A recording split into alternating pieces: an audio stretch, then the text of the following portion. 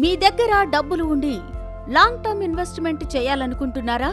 అయితే మీరు కరెక్ట్ వీడియోని చూస్ చేసుకున్నారు. మీ దగ్గర డబ్బులున్నాయి, కానీ మంత్లీ కాకుండా ఒకేసారి లాంగ్ టర్మ్ ఇన్వెస్ట్మెంట్ చేయడం ఎలా?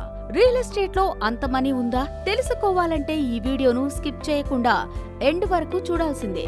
Welcome to APD developers. Long term investment కోసం రియల్ ఎస్టేట్ అనేది బెస్ట్ ఆప్షన్. ఎందుకంటే రోజుకు జనాభా పెరుగుతుంది, కానీ ఈ వరల్డ్ లో మనకు ఉండడానికి సూటబుల్ అయ్యే ల్యాండ్ మాత్రం కేవలం 20% మాత్రమే ఉంది. ఇప్పుడు మన కంట్రీ యొక్క పాపులేషన్ చూసుకుంటే 140 కోట్లు. సో పాపులేషన్ ఇంక్రీజ్ అవుతుంది, కానీ ల్యాండ్ మాత్రం అంతే ఉంది కదా. ల్యాండ్ వాల్యూ అనేది డే బై డే ఇంక్రీజ్ అయ్యి దాని ప్రైస్ కూడా అలానే ఇంక్రీజ్ అవుతూ ఉంటుందన్నమాట. అందుకే మీ దగ్గర మనీ ఉంటే లాంగ్ టర్మ్ ఇన్వెస్ట్మెంట్ కు real estate is the best option. ఇప్పుడు ఈ రియల్ ఎస్టేట్ లో ఎన్ని టైప్స్ ఉంటాయో చూద్దాం. అపార్ట్మెంట్ లో ఫ్లాట్ అయినా కానివ్వండి, అలాగే ఓపెన్ ప్లాట్స్, ఖాళీ స్థలం, ఇండివిడ్యువల్ హౌస్, కమర్షియల్ బిల్డింగ్స్ లేదా అగ్రికల్చరల్ ల్యాండ్ లాంటి ఆప్షన్స్ మనకు రియల్ ఎస్టేట్ లో ఉన్నాయి. 1 by 1 చూస్తే అపార్ట్మెంట్స్ లో ఫ్లాట్స్ ఉంటాయి. ఇది డిపెండ్స్ అన్నమాట. సపోజ్ మీకు ఓన్ హౌస్ ఉంది. ఇన్వెస్ట్మెంట్ పరంగా చూసుకుంటే సొంత ఇల్లు ఉంది కాబట్టి మీరు ఆ ఫ్లాట్ ను కొని రెంటుకు ఇచ్చుకుంటే, సపోజ్ అదే ఒక ఫ్లాట్ వాల్యూ ₹1,00,00,000 అనుకోండి. డిపెండ్స్ అన్నమాట. లొకేషన్ కు తగ్గట్టు ప్రైజెస్ ఉంటాయి. సో మంత్లీ రెంట్ 25,000 వస్తుంది అనుకుందాం. ఇయర్లీ 3 lakhs అవుతుంది. సో ఇన్వెస్ట్మెంట్ వైజ్ మీకు ఇయర్లీ 3 lakhs వస్తూ ఉంటాయి. కానీ లాంగ్ టర్మ్ లో చూసుకుంటే ఫ్లాట్ అనేది లాంగ్ టర్మ్ కు సెట్ అవ్వదు. ఎందుకంటే ఫ్లాట్ యొక్క లైఫ్ అనేది 50 to 60 years మాత్రమే ఉంటుంది. తర్వాత దాన్ని డిమాలిష్ చేసి మళ్ళీ బిల్డ్ చేస్తారు. కాబట్టి ఈ 50 to 60 years లోపలే మీరు ఫ్లాట్ అమ్ముకుంటే మీకు డబ్బులు వస్తాయి. అది కూడా ఎలా డిసైడ్ అవుతుందంటే, మీరు ₹1,00,00,000 ఖర్చు పెట్టి ఫ్లాట్ కొంటే 30% మాత్రమే ల్యాండ్ కి పోతుంది. మిగతా 70% మీ అపార్ట్మెంట్ కన్స్ట్రక్షన్ కి పోతుంది. ఎప్పుడైనా కన్స్ట్రక్షన్ వాల్యూ అనేది తగ్గుతూ ఉంటుంది. ఎందుకంటే అపార్ట్మెంట్ లైఫ్ అనేది 50 to 60 years మాత్రమే ఉంటుంది. సపోజ్ మీకు ప్రతి సంవత్సరం 3 lakhs వరకు రెంట్ వస్తుంది. 30 years తర్వాత మీరు ఆ ఫ్లాట్ ను అమ్మాలనుకుంటే మీకు అంత రిటర్న్స్ రావు. ఎందుకంటే ఆ బిల్డింగ్ ఆర్ కన్స్ట్రక్షన్ యొక్క లైఫ్ తగ్గుతూ ఉంటుంది కాబట్టి. అప్పుడు ఎవరు కూడా ఎక్కువ పే చేయడానికి రెడీగా ఉండరు. మేబీ మీరు ఆ ఫ్లాట్ ను అమ్మితే మీకు 50 లక్షలే రావచ్చు. లాంగ్ టర్మ్ ఇన్వెస్ట్మెంట్ కోసం చూస్తే అపార్ట్మెంట్ లో ఉన్న ఫ్లాట్ అంత బెటర్ కాదు. దానికన్నా మంచి ఆప్షన్ ఏంటంటే ఇండివిడ్యువల్ హౌస్. అంటే మీరు ½ ఎకర్లో ఇంటిని కన్స్ట్రక్ట్ చేసుకున్నారు. అయితే దాని లైఫ్ 60 to 70 years ఉన్నా కూడా ఆ ప్లేస్ మొత్తం మీదే అవుతుంది. ఫ్యూచర్ లో స్థలం యొక్క వాల్యూ ఇంక్రీజ్ అవుతుంది. కానీ అపార్ట్మెంట్ లో మీకు ల్యాండ్ చాలా చిన్నగా వస్తుంది. సపోజ్ ఒక అపార్ట్మెంట్ ఉంది, చుట్టూ గ్రౌండ్ లాంటివి ఏమీ లేవు, బౌండరీ వాల్ ఉంది. ఫ్లాట్ ను కొన్నప్పుడు మీకు ఒక పార్కింగ్ స్పేస్ ఇస్తారు కదా. ఆ స్థలంలో ఒక కార్ లేదా బైక్ కు మాత్రమే ప్లేస్ ఉంటుంది కదా. అదే మీ స్థలం, అంతే ఉంటుంది. ఫ్యూచర్ లో ఆ అపార్ట్మెంట్ ని డిమాలిష్ చేసినా కూడా ఆ చిన్న భాగం మాత్రమే మీకు వస్తుంది. దాని వాల్యూ ఇంక్రీజ్ అవుతుంది, కానీ కన్స్ట్రక్షన్ కోసం పెట్టిన మనీ గ్రో అవ్వదు. అదే మీరు ఇండివిడ్యువల్ హౌస్ ను కొంటే ఆ స్థలం మొత్తం మీకే వస్తుంది. ఎకరమైనా 2 ఎకరాలైనా దాని వాల్యూ ఇంక్రీజ్ అవుతూ ఉంటుంది. ఆ స్థలంలో మీరు ఉంటూ కూడా 2nd floor, 3rd floor ను రెంటుకు ఇచ్చుకోవచ్చు. సో ఫ్లాట్ తో కంపేర్ చేస్తే ఇండివిడ్యువల్ హౌస్ అనేది బెటర్. ఇది ఇన్వెస్ట్మెంట్ పరంగా మాత్రమే. ఎందుకంటే మీకు ఆల్రెడీ సొంత ఇల్లు ఉంటేనే ఇది అప్లికబుల్ అవుతుంది. ఈ రెండింటికన్నా ఇంకొక బెస్ట్ ఆప్షన్ ఏంటంటే ప్లాట్. ప్లాట్ అంటే ఒక ఖాళీ స్థలం. చాలా మంది శాలరీ వస్తుంది కానీ ఖర్చు పెట్టేస్తున్నా అని అనుకుంటారు. స్థలం కొనుక్కోవడం ఎలా అని ఆలోచిస్తూ ఉంటారు. సో మీకు హోమ్ లోన్ లోనే ప్లాట్ లోన్ అనే ఒక ఆప్షన్ ఉంటుంది. మీరు బ్యాంక్స్ కు వెళ్లి ఏ విధంగా అయితే హోమ్ లోన్ తీసుకుంటారో అదే విధంగా ప్లాట్ లోన్ కూడా తీసుకోవచ్చు. సపోజ్ మీరు అపార్ట్మెంట్ లో ఫ్లాట్ కావాలంటే బిల్డర్ దగ్గరకు వెళ్లి డాక్యుమెంట్స్ తీసుకొని వాటిని బ్యాంకులో సబ్మిట్ చేస్తారు కదా.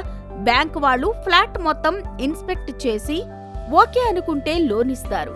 సేమ్ ప్లాట్ కూడా అంతే. దీన్ని ప్లాట్ లోన్ అంటారు. ఆ ప్లాట్ ను చూసుకున్న తర్వాత దానికి సంబంధించిన డాక్యుమెంట్స్ అన్ని బ్యాంకులో ఇస్తే బ్యాంక్ అంతా వెరిఫై చేసిన తర్వాత మీకు లోన్ శాంక్షన్ చేస్తుంది. కానీ ఒక 30% వరకు డౌన్ పేమెంట్ మీరు భరించాల్సి వస్తుంది. బట్ జెన్యూన్ అయితే 70 to 100% వరకు బ్యాంక్స్ లోన్ అనేవి ఇస్తాయి. నౌ మీరు వెంచర్స్ గురించి, డెవలపర్స్ గురించి వినే ఉంటారు, మా ఏపీడీ డెవలపర్స్ లాగా.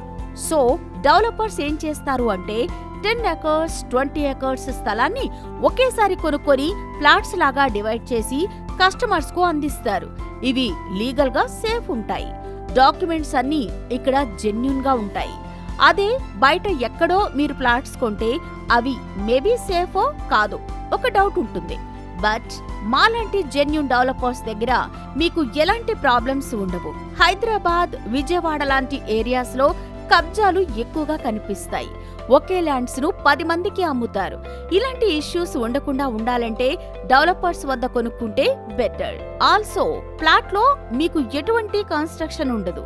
బట్ స్థలం వాల్యూ అనేది ఇంక్రీజ్ అవుతూ ఉంటుంది. మీకు సొంత ఇల్లు ఆల్రెడీ ఉంటే ఎలాంటి నష్టం ఉండదు. Plot value day by day increase అవుతూ ఉంటుంది. ఇలా ఫినాన్షియల్ అవేర్నెస్ పెరిగిన వాళ్ళు రియల్ ఎస్టేట్ లో ఇన్వెస్ట్ చేయడానికి ముందుకొస్తున్నారు. ల్యాండ్ అంతే ఉంటుంది, కానీ పెట్టుబడి పెట్టేవాళ్ల సంఖ్య పెరుగుతూ వస్తుంది. అందుకే ప్రైజెస్ కూడా పెరుగుతున్నాయి.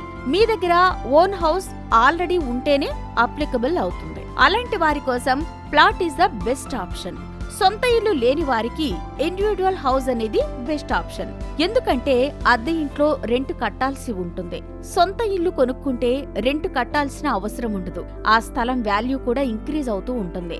ఫ్లాట్, ప్లాట్, ఇండివిడ్యువల్ హౌస్ గురించి తెలుసుకున్నారు కదా. ఇప్పుడు కమర్షియల్ బిల్డింగ్ గురించి చూద్దాం. కొన్ని మంచి మంచి లొకేషన్స్ లో మనకు కొన్ని బిల్డింగ్స్ కనిపిస్తూ ఉంటాయి. డామినోస్, కేఎఫ్సి, ఇంకా షాప్స్ కూడా కనిపిస్తాయి. వీళ్ళు రెంట్ పే చేస్తుంటారు. ఇలా ఫ్లోర్ కి తగ్గట్టు రెంట్స్ ఉంటాయి. అదే మీరు ₹1,00,00,000 ఇన్వెస్ట్ చేసి ఒక కమర్షియల్ బిల్డింగ్ లో ఒక ఫ్లోర్ కొనుక్కుంటే దాన్ని రెంట్కు ఇస్తే ఇయర్లీ 8 to 10 lakhs వస్తాయి.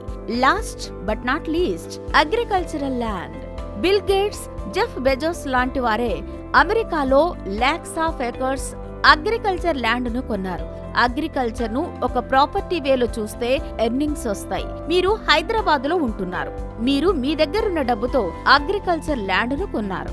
ఆ ల్యాండ్ లో మీరు suppose teak trees, red Sandalwood trees ను సాగు చేస్తే వీటిని ఒక్కసారి నాటి ప్రాపర్ గా మెయింటైన్ చేస్తే చాలు 15 to 20 years లోపే అవి కట్టింగ్ కోసం రెడీ అయిపోతాయి. ఇలా కూడా మీరు సంపాదించొచ్చు. అగ్రికల్చర్ ద్వారా రెవెన్యూను జనరేట్ చేసుకోవచ్చు. ఇంటిగ్రేటెడ్ ఫార్మింగ్ ద్వారా వెజిటబుల్స్, ఫ్రూట్స్ వీటిని కూడా అగ్రికల్చర్ ల్యాండ్ లో సాగు చేసుకుంటే మీరు ఎవ్రీ మంత్ రెవెన్యూ జనరేట్ చేసుకుంటే day by day land value కూడా పెరుగుతూ వస్తుంది. లేదా మీరు అగ్రికల్చరల్ ల్యాండ్ కు కొన్ని పర్మిషన్స్ తీసుకొని రిజిస్ట్రేషన్స్ చేసి ప్లాట్స్ లా డివైడ్ చేసి కూడా అమ్ముకోవచ్చు. ఈ వీడియో యొక్క ఫైనల్ కంక్లూజన్ ఏంటి అంటే, మీ దగ్గర డబ్బులు ఉండి ఒక 10 years, 20 years వరకు లాంగ్ టర్మ్ ఇన్వెస్ట్మెంట్ చేసుకోవాలంటే real estate is the best option. జనాభా ఇంక్రీజ్ అవుతున్నారు కాబట్టి డిమాండ్ కూడా ఇంక్రీజ్ అయ్యి ప్రైజెస్ కూడా తప్పకుండా ఇంక్రీజ్ అవుతాయి. రియల్ ఎస్టేట్ లో ఇన్వెస్ట్మెంట్ చేయడానికి ఇదే మంచి సమయం. ఫ్యూచర్ లో మీకు రియల్ ఎస్టేట్ లో ఇన్వెస్ట్ చేయడం వల్ల చాలా రిటర్న్స్ వస్తాయి. సో ఈ ఇన్ఫర్మేషన్ మీకు చాలా హెల్ప్ఫుల్ అయ్యిందని మేము హోప్ చేస్తున్నాము. మీకు ప్లాట్ కొనడంలో ఎలాంటి డౌట్స్ ఉన్నా మా ఏపీడీ టీమ్ మీకు హెల్ప్ చేస్తుంది. కామెంట్స్ లో మీ ఆప్షన్స్ ను తప్పక షేర్ చేయండి. ఇలాంటి real estate updates and knowledge కోసం మన ఏపీడీ డెవలపర్స్ ఛానల్ సబ్స్క్రైబ్ చేసుకోండి. రియల్ ఎస్టేట్ లో ఇన్వెస్ట్మెంట్ చేయాలనుకునే మీ ఫ్రెండ్స్ కు ఈ వీడియోను తప్పకుండా షేర్ చేయండి. Thanks for watching.